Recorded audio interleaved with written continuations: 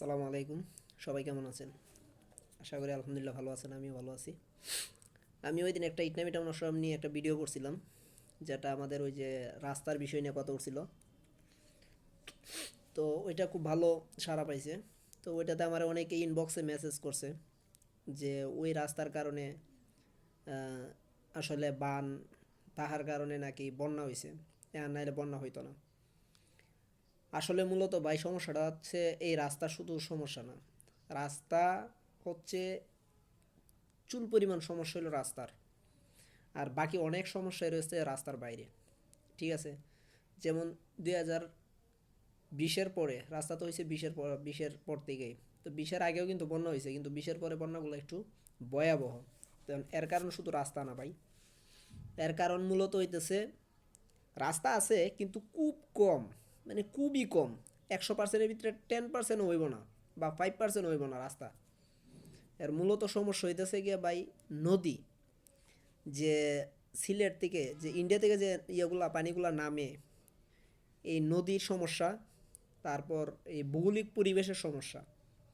ঠিক আছে, তো ভৌগোলিক পরিবেশ বলতে আগে যেরকম ছিল এখন এই পরিমাণে নাই। বৃষ্টিপাত বেশি বেশি হওয়ার কারণে যে পাহাড়ি যে ঢল, ওই ঢলগুলা পড়তেছে, এগুলো সরাসরি সিলেটের মাধ্যমে আসতেছে, মানে সিলেট দিয়ে আসতেছে। আর সিলেটের যে নদীগুলো আগে যে গভীর ছিল, সেই গভীর এখন আর নাই, মানে বালু ফইরা একবারে ভরাট হয়ে গেছে।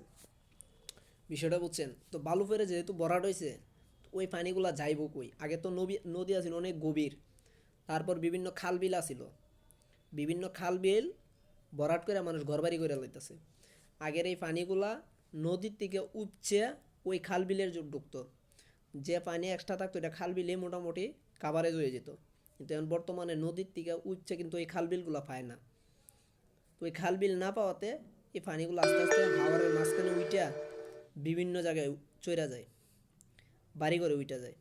তো মূলত সমস্যা তো ভাই খালি রাস্তা না ভাই, রাস্তা তো কোনো সমস্যাই না। কোথায় ইটনামিটা নষ্ট, আর কোথায় হচ্ছে সিলেট, ওই পানিটা মনে করেন সর্বপ্রথমই উঠে আপনার নদীতে পলি পইরা, বালু পইরা নদী ভরাট হয়ে গেছে। মানে আগের মতো গভীরতা নাই, এই পরিমাণে পানি লুড নিতে পারে না নদী। এই কারণে পানিটা উপরে উঠা যায়। উপরে ওঠার পরে আবার যেগুলা খাল বিল ছিল, ওই খাল বিল ভরাট করে মানুষ কী করছে, ঘরবাড়ি বানাই লাইছে। ঘরবাড়ি বানানোর কারণে ওই খাল বিলেও এখন বর্তমানে বর্তমানে ওই খাল বিলেও কি ঘরবাড়ি হয়ে গেছে, পানি গিয়ে ঢুকতে পারে না, তখন ওই পানিগুলো সরাসরি ওই বাড়ির উপর উঠে যায়। তো সমস্যা হচ্ছে মূলত এটা। তা আপনারা এই রাস্তার উপর অ্যাট্রাকশন না করে আপনারা ওই খাল বিল এই নদী খনন করা শুরু করেন। নদী খনন করা শুরু করলেই তো মোটামুটি যে পানি যেটা উপর উঠে যায় ওটা একটা নদীটা মনে করেন বহন করতে পারবো। আর যে খাল বিলগুলো ভরাট করতেছে আপনারা কি ওদেরকে তুলতে পারবেন? পারবেন? পারবেন না। যারা ঘর বাড়ি বাইন্দা থাকতেছে খাল বিল ভরাট করে, তাদের তো তুলতে পারবেন না। তো শুধু শুধু রাস্তারে কেন দোষ দিতেছেন ভাই? এই কথায় কথায় রাস্তায় প্রবলেম, কথায় কথায় রাস্তায় প্রবলেম, কথায় কথায় রাস্তায় প্রবলেম। রাস্তা তো মূলত রাস্তাটা কি, মানে আপনাদের চোখের সামনে পড়ে গেছে রাস্তা, আর এগুলা আর কি আপনাদের চোখের সামনে পড়ে নাই। আপনারা ওইগুলা ঠিক করেন, নদী খনন করেন। ঠিক আছে, নদী যদি খনন করেন এতে আরও অনেক উপকার হইব। এই নদী পথ দিয়ে কিন্তু বাণিজ্যিক মানে অগ্রগতি বা উন্নতি হয়।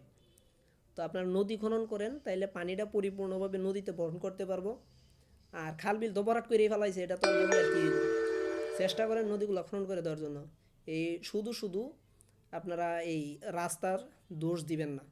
ঠিক আছে, আর এই রাস্তা আমাদের ইটনামিটা মশলা মানুষের যে কী পরিমাণ উপকার হইতেছে, আপনারা যারা এই জায়গায় নাই তারা আপনারা এটা বুঝতেন না, আপনারা বুঝতে পারবেনও না। কারণ আপনারা ভালো সুবিধাভোগী আছেন, এজন্য আপনারা এটা বুঝতেন না। আপনাদের এটা বোঝার প্রয়োজন। আপনারা শুধু মানে আবেগ দিয়ে কথা কন, বিবেক দিয়ে চিন্তা করে কথা কবেন। প্রতিটা জিনিস বিবেক দিয়ে চিন্তা করে কথা কবেন, আবেগে কোনোদিন কথা কবেন না। আর সব টু জেড চিন্তা করে তারপর কথা কইবেন। ঠিক আছে, একটা মাছের চেয়ে একটা মানুষের মূল্য বেশি, একটা মাছের চেয়ে একটা মানুষের মূল্য বেশি। বলতেছে যে মাছ ধ্বংস হয়ে যেতেছে, এটা ধ্বংস হয়ে যেতেছে, ওইটা ধ্বংস হয়ে যেতেছে, কিন্তু একটা মানুষের মূল্য কি কম নাকি? একটা মানুষের অনেক মূল্য। তো এজন্য ভাই সবার কাছে রিকোয়েস্ট, অনুরোধ, এই রাস্তার বিষয় নিয়ে কোনো ধরনের কথাবার্তা বললেন না। যদি ক্ষমতা থাকে আমাদেরকে আরেকটু উন্নত করার জন্য একটা উড়াল সেতুর ব্যবস্থা যদি কেউ পারেন করতেন, যদি কারো ক্ষমতা তাহে তাহলে এটা কইরা দিন। আর যদি পারেন এই বন্যা ঠেকানোর জন্য আপনারা নদী খনন করেন, যেটা ভরাট হয়ে গেছে, তো ওইটা খনন করলে ইনশাল্লাহ বন্যা আর হবে না। ঠিক আছে, এই এক্সট্রা কথাগুলো ভাই বন্ধ করেন।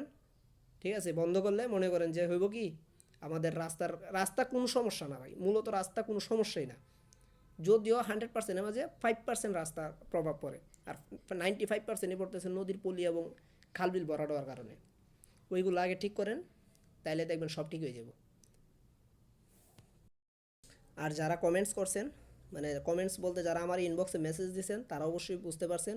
ঠিক আছে, ইনশাল্লাহ এই বিষয় নিয়ে আর আমার মেসেজ দিয়েন না। আর যদি প্রয়োজন হয় তাহলে মেসেজ দিয়েন, আমি তার উত্তর ইনশাল্লাহ দিয়ে দেবো। ঠিক আছে, আর সবাই এক এক করে মেসেজের উত্তর দেওয়া সম্ভব না, অনেকগুলো মেসেজ আসছে, যার কারণে আমি এই ভিডিওর মাধ্যমে বলে দিলাম। আর যদি এখানে আমার কোনো ধরনের ভুল ত্রুটি হয় তাহলে ক্ষমার দৃষ্টিতে দেখবেন। ভালো থাকেন, আসসালামু আলাইকুম।